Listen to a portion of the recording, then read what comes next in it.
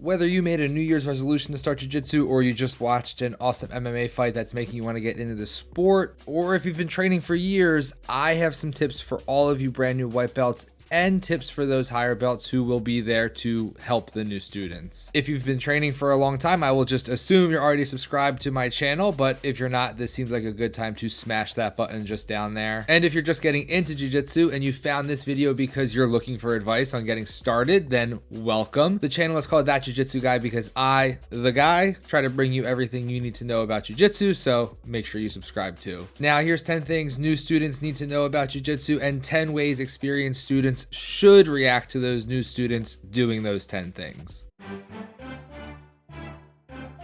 First things first, be clean. It's kind of weird to have to say that, but the reason why I say that is because the jiu-jitsu mat can be a bacteria-filled nightmare. If the mat itself is not cleaned, you as an individual aren't much better. There's not a lot of sports that have as much direct person-to-person contact as jiu-jitsu, and if you're not clean, then one, it won't be pleasant to train with you since you'll smell bad, and two, you'll be putting your training partners at risk of getting a serious skin infection, and that's just not cool. Come to class clean with a clean gi and shower immediately after class to help keep the mat as clean an environment as possible. If there's a new student who comes in and is not maintaining their hygiene, it's probably not a good move to call them out on that publicly. You could always try the old tactic of making a general announcement. Just a reminder, please make sure you're coming to class with a clean gi.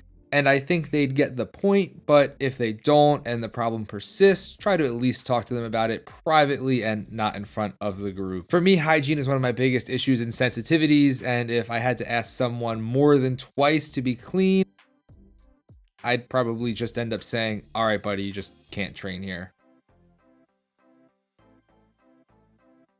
The belts in jiu-jitsu start with white for brand new beginner students and go in this order: white, blue, purple, brown, black. And you, my friend, are the lowest as a brand new white belt.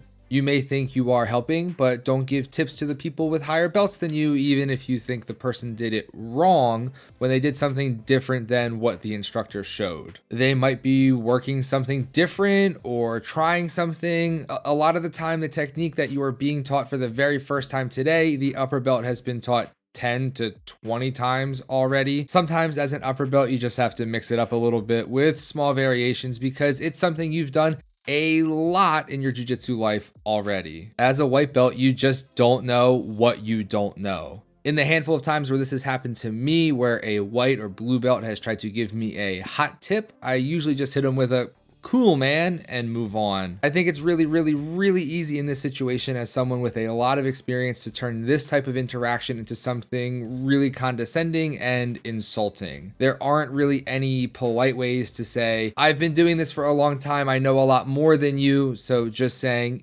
yeah, I like it with this little variation, or yeah, definitely keep doing it the way it was just shown, but I'm just trying something. I think those are better alternatives and better ways to go. The white belt trying to correct you doesn't know that they shouldn't do that and doesn't know why, but you do. And if you talk down to them, that's not really gonna help anyone.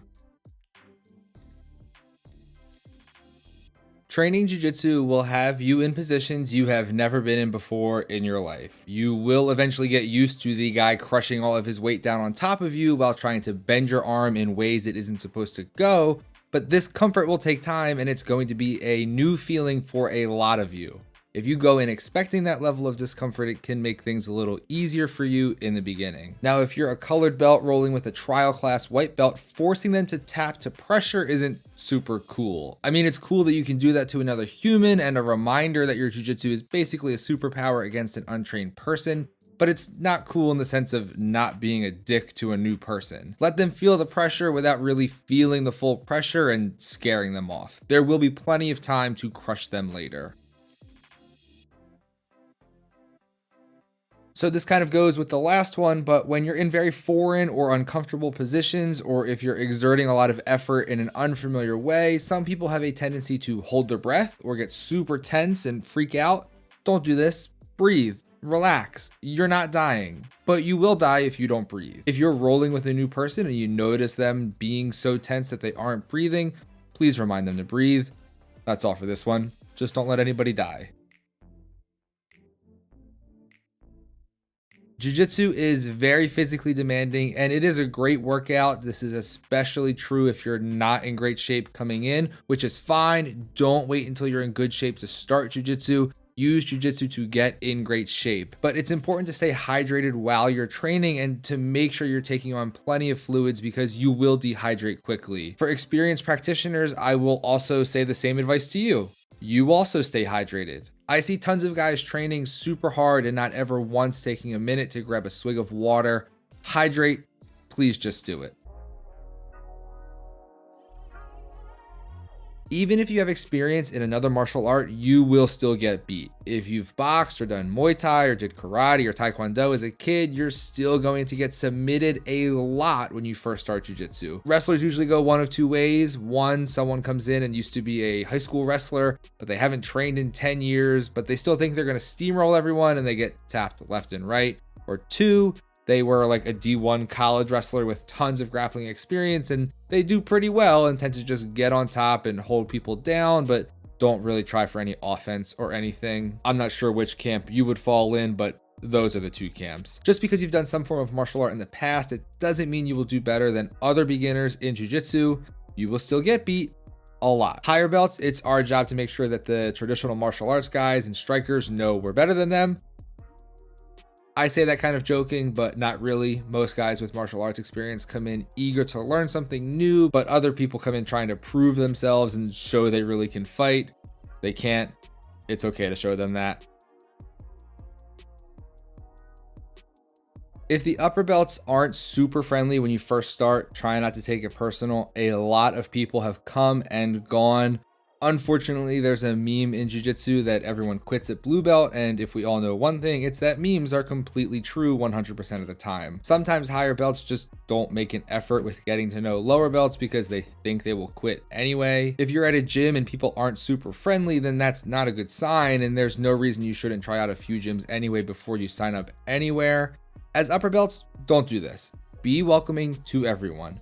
Whether you think someone is going to train for 10 years and get a black belt, or you think they are going to quit in a week, you should still treat them the same and be welcoming. Maybe if you notice a lot of people quit your school, it's because you're assuming they will and aren't being super friendly.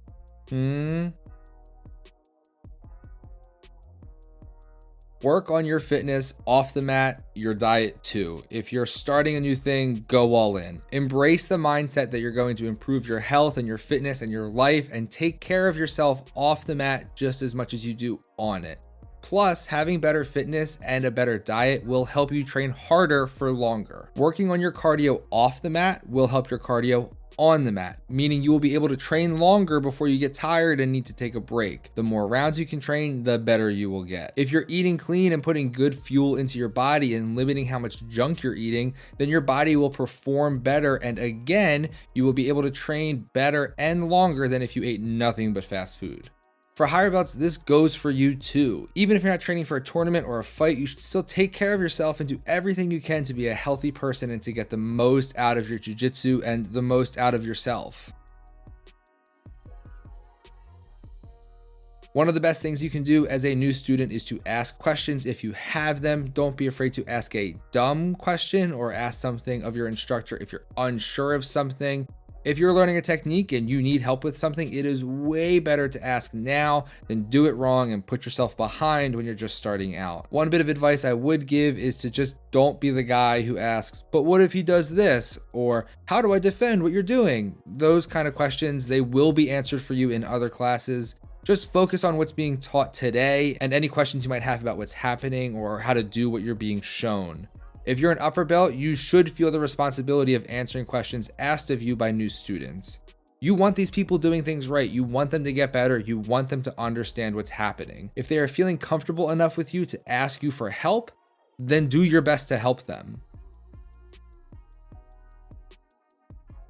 Don't bring a pineapple to your first class for your instructor. You might see things on the interwebs about how you should bring a pineapple as a sign of respect. It's a meme. don't do it. But if someone actually does bring a pineapple, then never let them know they didn't need to bring a pineapple, and never let them in on the joke. I think that's it. Everything you need to know to start jiu-jitsu and everything you need to know to help the people who are just starting jiu-jitsu. What other tips do you have for white belts? Let me know down in the comments. There is a lot of content coming that I'm working on right now, including something that you've probably never heard of that might be making you super sick and ruining your jiu-jitsu performance, and another video about whether or not jiu-jitsu is becoming too dangerous. Plus, if you're already subscribed, you know I've been on a bit of a shorts kick, and I'm trying to put those out a lot, just reacting to the news of the day. So make sure if you are not already subscribed that you click the subscribe button so you don't miss any of those things that I have coming. Thank you all so much for watching, and I will see you in the next one.